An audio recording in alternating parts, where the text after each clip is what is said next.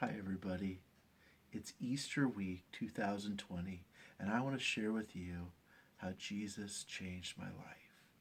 I was born into the world like all of us, a little selfish sinner. It says in the Bible, the heart is deceitful above all things.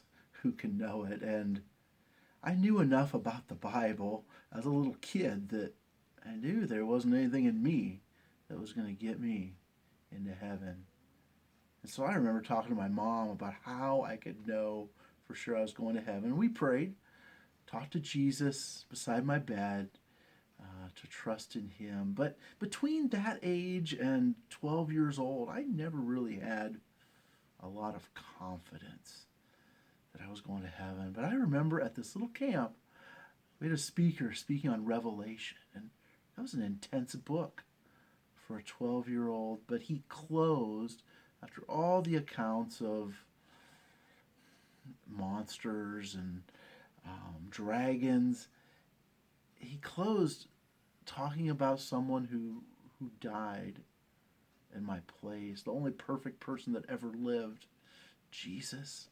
I remember lying in my bunk bed that night and just telling Jesus I wanted to make sure that I was trusting in him and not myself to go to heaven. And at the end of that week, the bonfire, I told everybody that I had nailed down this relationship with Jesus simply by faith that week.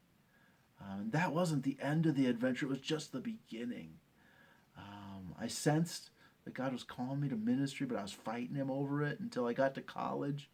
And at a concert, they asked, would you commit to following God's call wherever he's calling you? And I finally said yes. And through college, the adventure got better. God was honing the gifts and abilities. I ended up being in ministry, and I'll be honest with you, I've probably screwed up easily as many things in the ministry as I've gotten right. But over and over, I see the cross. That one man, the only perfect man, Jesus Christ, died for me. And it's not about how I nailed it, but how he was nailed to the cross for me and rose again. And that I'm trusting in him to get me to heaven and to give me life. I'm so thankful that Jesus changed my life. I could never have done it. And I would just challenge you, check out Jesus. Not for who you think he is, but for who he really is. Read the book of Mark. It is an action-packed gospel. Or the book of John. And see if this Jesus is someone who's worth trusting. And how he can also change your life.